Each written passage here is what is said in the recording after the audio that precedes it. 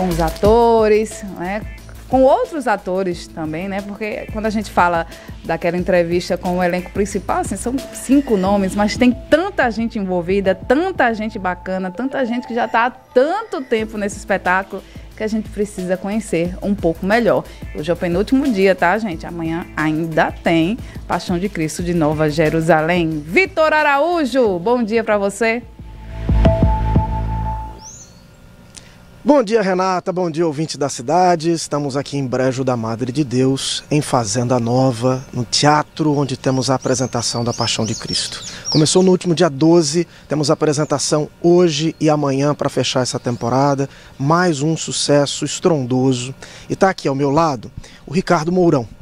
Ele tem 23 anos de Caifás, seu personagem que o Ricardo interpreta, mas não é só Caifás, tem uma preparação de elenco também. O pessoal que chega aqui, os atores, alguns mais antigos já estão, digamos, mais adaptados, mas o elenco que muda de ano a ano, Ricardo, acho que precisa muito dessa adaptação, e é você exatamente que faz essa mediação. Conta um pouco pra gente como que acontece esse processo, o que é a primeira coisa que você coloca para os colegas atores no momento que eles chegam para uma temporada da Paixão de Cristo. Bom dia. Bom dia, Vitor. Bom dia a todos que nos acompanham.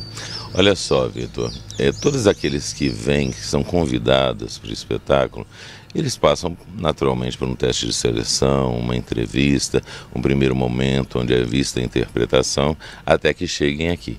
Aqui nós temos em média 4 dias, 5 dias de ensaios muito puxados. Depois começam apresentações para colégios, né? Novamente depois temos com a imprensa, convidados especiais e assim por diante. A nossa temporada para o público começou dia 12, mas as apresentações começaram aparentemente dia 9, sabe?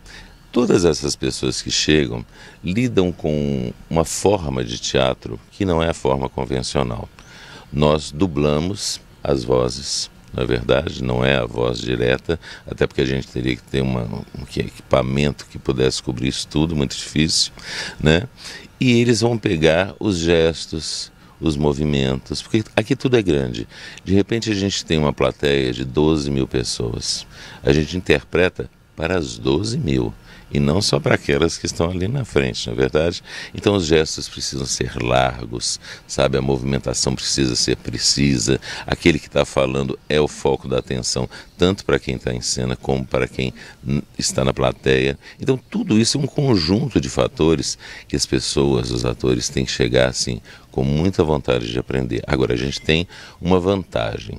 Assim como eu, quando cheguei a 23 anos, todos os que chegam são acolhidos pela direção e pelo elenco e a gente ajuda na medida do possível. Olha, essa marca, essa intenção que você fez com o gesto e assim por diante, eles se sentem mais seguros e fazem um trabalho tão bom quanto aqueles que já estão aqui há muitos anos. A gente estava conversando antes da gravação e o Ricardo estava contando para a gente um desafio importante para os atores. Você está ali com uma plateia de dimensão muito grande e de repente a plateia pode se manifestar.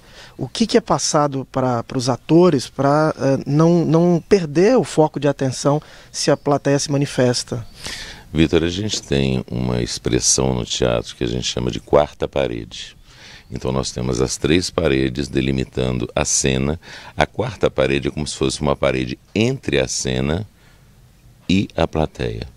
Então a gente não deve olhar para a plateia, a gente não deve se incomodar com a manifestação da plateia. Por exemplo, eu faço o sumo sacerdote Caifás, é um antagonista dessa história. Então ele representa o mal, a ganância, o poder, e a plateia se manifesta muito, né? Eu não vou dizer aqui os xingamentos porque não cabe, mas nós saímos de cena assim realmente escorraçados, né? Já existe a figura do Jesus que é amada, é querida, e a plateia se manifesta de outra forma, sabe? Então tudo isso nesse bojo que faz o espetáculo, a gente tem que ter o cuidado para que a gente não olhe para a plateia e não se perca, porque a possibilidade de perder o áudio, porque o áudio não nos espera, ele está solto. Ou você acompanha, ou você se perde, como já aconteceu com alguns colegas de fora. Isso é normal de acontecer no início. Depois eles pegam, esquentam e aí vão em frente, sabe? Mas de ordem mesmo, é que a gente não interage com a plateia nunca. Nunca, nunca, nunca. Eu vou lhe dar só um exemplo. Um colega nosso, Marcelo Valente, fazendo Jesus, na hora dos açoites, olhou para a plateia e tinha uma freira com os braços levantados, desesperada, dizendo: não matem o meu Senhor. E ele disse que quando olhou, ele perdeu o personagem. Era tão intensa, era tão verdadeira a catarse, era tão forte, que ele levou um tempo para voltar para o personagem. E eu, no meu primeiro ano, na hora que sobe em Cristo, que Caifás deve estar feliz, né? Porque crucificaram, enfim. Quando eu olhei para o Cristo, o meu personagem saiu e o ator se emocionou. Eu não podia fazer isso, ainda bem que eu estava de costas. Então voltei com aquela cara de malvado e com um dos demais fariseus e príncipes para poder terminar a cena. Ricardo, quero agradecer a você pela conversa, parabenizar pelo trabalho, desejar muito sucesso, muitos outros anos aqui de Paixão de Cristo. Queria que você convidasse as pessoas para as apresentações de hoje e de amanhã. Eu agradeço muito a você, Vitor, a cidade, ao pessoal que nos acompanha. E olha, quero fazer um convite especialíssimo. Você que ainda não assistiu ao espetáculo, ainda dá para correr e garantir o seu ingresso aqui nas bilheterias, também no site www.novajerusalém.com.br, tá certo? Eu garanto a você que você vai se emocionar e vai levar essa emoção para o resto da sua vida, né? E aqueles que já assistiram, oportunidade de vir novamente e conferir as novidades do nosso espetáculo. Aguardo por vocês. Obrigado, Ricardo. Volto com você no estúdio, Renata.